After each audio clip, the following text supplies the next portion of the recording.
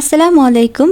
আজকে রান্না করে দেখাবো সাজনা দিয়ে নিরামিষ সবজি রান্নার রেসিপি। এই গরমের দুপুরে সাজনা দিয়ে সবজির রেসিপিটা ভাতের সাথে থাকলে জাস্ট জমেই যাবে। চলুন তাহলে দেখে নেই এই সহজ নিরামিষ রান্নাটি কিভাবে করতে হয়। প্রথমেই কড়াইতে আমি 1/4 কাপের মতো তেল দিয়ে দিচ্ছি। এখানে গাজর এবং ছোট আলু আর রেগুলার যে আমরা আলু খেয়ে থাকি সেই আলুগুলো কেটে নিয়েছি। এই ছোট আলুগুলোকে অনেকে কিন্তু বিচি আলু নামেও জেনে থাকি, তো যে নামেই ডাকুন সেই আলুগুলো নিয়েছি। এবার লবণ দিয়ে দিচ্ছি 1 চা চামচ। লবণ দিয়ে এই আলু, গাজর আর ছোট আলুটাকে আমি 3 থেকে 4 মিনিট ভেজে নিয়েছি। এবার এখানে শসা, মিষ্টি কুমড়া এবং শিম নিয়েছি অল্প অল্প করে। এই সবজিগুলোই আপনাদের ব্যবহার করতে হবে এমন কোনো কথা নেই, আপনারা যেগুলো মন চায় সেগুলোই দিয়ে এই সবজিটা রান্না করতে পারেন। আমার ঘরে এগুলো ছিল তাই আমি এগুলোই ব্যবহার করেছি। এবার এগুলোকেও 3-4 মিনিট ভেজে নিয়ে বেগুন আর সাজনা ডাঁটা দিয়ে দিচ্ছি। বেগুন আর সাজনা ডাঁটাটা বেশিক্ষণ সময় লাগে না, তো এটা শেষে দিচ্ছি। সাজনা ডাঁটা, বেগুন এগুলো যদি প্রথমেই ব্যবহার করেন তাহলে এগুলো গলে যাবে। এবার এগুলো দিয়েও আমি 3-4 মিনিটের মতো ভেজে নেব। এই ভেজে নেওয়ার কাজটা কিন্তু আমি 3 ধাপে দিলাম, বেশিক্ষণ সময় লাগেনি। এমনিতেও আমাদের রান্না করতে কিন্তু আধা ঘন্টা থেকে 1 ঘন্টা সময় লাগে, তো আপনি যদি এইভাবে একটু রান্না করেন তাহলে খেতে কিন্তু অনেক ভালো লাগবে। প্রথমে 1 চামচ লবণ দিয়েছিলাম, এখন আরো 1 চামচ লবণ আমি দিয়ে দিচ্ছি আধা চা চামচ হলুদের গুঁড়া, আধা চামচ থেকে একটু কম দিয়ে দিচ্ছি মরিচের গুঁড়া।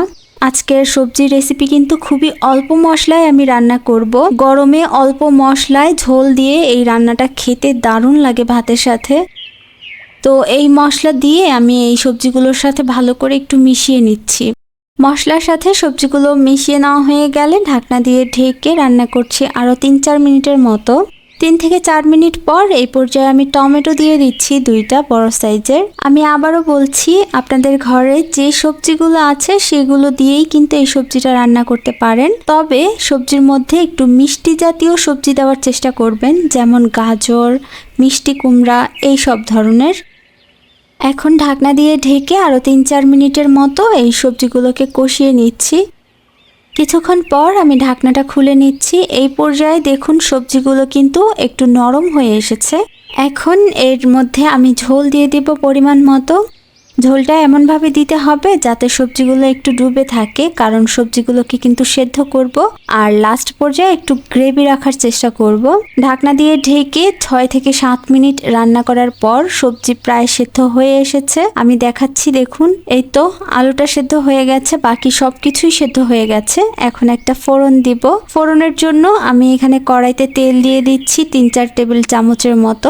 3টা শুকনো মরিচ দিয়ে দিলাম, কয়টা আদা কুচি দিয়ে দিচ্ছি 1 ইঞ্চির মতো হবে, আর 5 ফোড়ন দিয়ে দিচ্ছি 1/2 চা চামচ পরিমাণ। এখন এগুলোকে ভেজে নেব, পুড়িয়ে ফেলা যাবে না। যখন ভাজা হয়ে যাবে, সুন্দর একটা ঘ্রাণ বের হবে, তখন সবজিটা ঢেলে দিচ্ছি।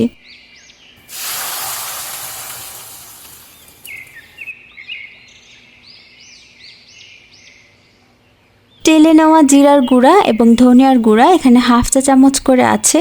এখন খুব দ্রুত এটা ঢাকনাটা লাগিয়ে দিতে হবে এবং 2 থেকে 3 মিনিটের জন্য এটাকে ফুটিয়ে নিতে হবে।